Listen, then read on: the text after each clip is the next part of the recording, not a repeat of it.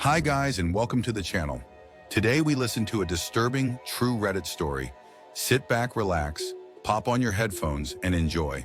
Tom had always been afraid of the dark, not just as a kid, but as a grown man too. His therapist called it an irrational fear, but Tom knew better. The dark wasn't empty. It wasn't just the absence of light. It was alive, something ancient, a presence that lingered like a shadow in the corners, waiting for a chance to consume. That was why he had moved to Chicago in the first place. The city never truly went dark, always buzzing with neon signs, headlights, and streetlights. Even in his apartment, 8 stories up, the glow of 1,000 windows kept the shadows at bay. In the city, the dark couldn't reach him. But after his mother's sudden death, he had no choice. Cancer had taken her swiftly, eating her alive in just a few months. The doctors were baffled at how fast it had spread. A nurse had even muttered that it was like something had helped it along, as if something had been waiting for her to go. Now Tom was back in his childhood home, a hulking Victorian on the outskirts of Elkhorn, Wisconsin. The house sat at the edge of town, where the street lights ended and the darkness began. It had been years since he'd been back, but in the time since he left for Chicago, his mother had rented it out to a series of families. None of them had lasted long. Some fled in the middle of the night, others simply vanished. Tom had always thought it was just bad luck or strange coincidences. But now as he stood at the threshold, he couldn't shake the feeling that something else was responsible.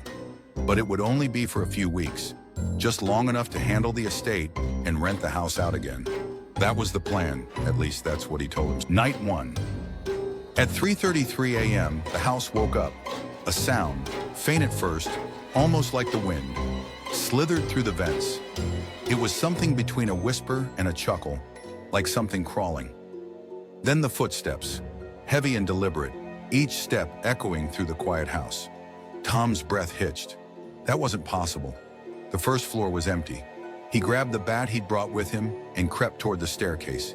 Each step groaned under his weight. At the bottom of the stairs, the hallway was wrong.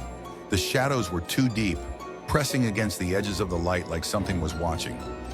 Bang! The bedroom door at the end of the hall slammed shut. Tom bolted back upstairs. That night, he slept with every light on. Night 2. Tom woke in total darkness. Not just his room, the entire house. The digital clock was dead. The security lights outside were off. The power had been cut. His breath hitched. He reached blindly for his glasses, but his fingers found only the cool wood of the nightstand. Damn it. Heart hammering, he swung his legs over the bed and felt his way toward the wall. The darkness pressed against him, thick and suffocating.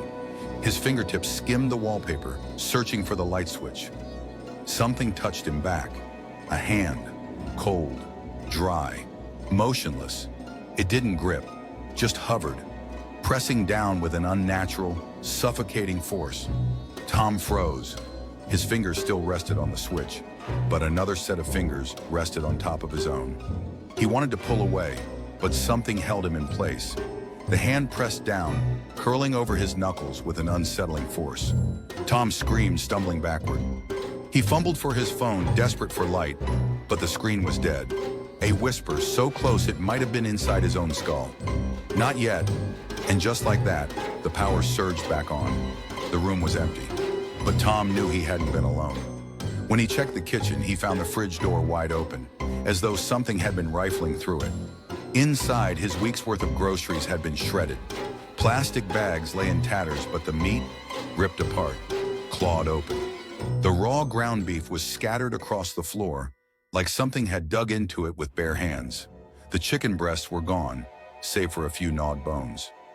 His expensive ribeye, torn in half, like something had taken a bite and spit it back out. Something had been in here with him. The locks were still bolted shut. The house was supposed to be empty. That night, he double-checked every light before going back to bed, listening, waiting. Night 3. At 3:33 a.m., his mother's old record player crackled to life downstairs. A slow, creeping riff, Black Sabbath. Ozzy's voice, distant yet suffocating. "What is this that stands before me?" Tom froze. He hadn't touched the record player. The song was wrong, distorted, warped. The music played in slow motion, stretching and twisting, as if something was trying to claw its way out. The cries, Ozzy's voice, normally theatrical, now sounded real, desperate, like he was actually screaming for help. "Is it the end, my friend?" The floorboards groaned beneath him, as if something was shifting under the house. "Satan's coming round the bend." The music screeched and warped.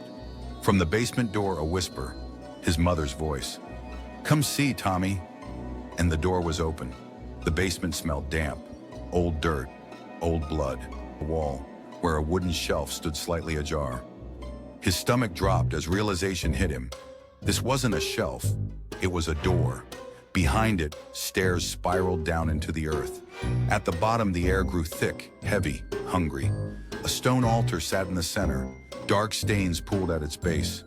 Bones, both ancient and fresh, were piled around it, an unholy offering. On the far wall, a mural. A thing loomed there, painted in blood and ash. Hollow eyes, too many teeth. At its feet, photographs. Every family that had rented the house. None had lasted longer than 6 months. His mother had been feeding it, and now it needed someone new. A book sat on the altar, pages shifting as if breathing. Then the whisper came. "Choose, join, or feed." Tom's hands shook as he reached for the book. He understood. The house would never be empty again. Weeks later, Tom stood in the front yard, smiling as a young couple admired the house. Their 5 children ran through the overgrown grass, laughing. The father glanced at the seemingly endless mound of moving boxes piled on the lawn. "I'm charging you rent for the whole thing," he said, his tone mock serious. "Only right you have access to the whole place, right?" The father chuckled. "Fair enough."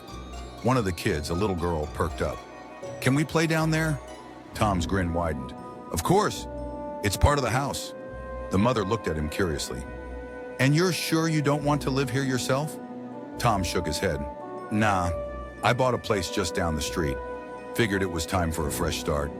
He turned to watch the children, their laughter echoing strangely in the late afternoon air. "Well," the mother said, turning back toward the house, "we're so excited to move in." Tom nodded, his gaze lingering on the cellar door. "I'm sure you'll be very happy here." As the family stepped inside, a familiar sensation rippled through the earth beneath Tom's feet. The house breathed. The thing below stirred, waiting, hungry. Tom didn't need to look back. It had already claimed them.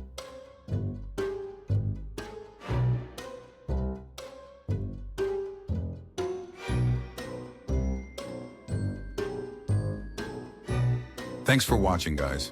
If you enjoyed this episode, please like and subscribe. All support is much appreciated. Much love, guys.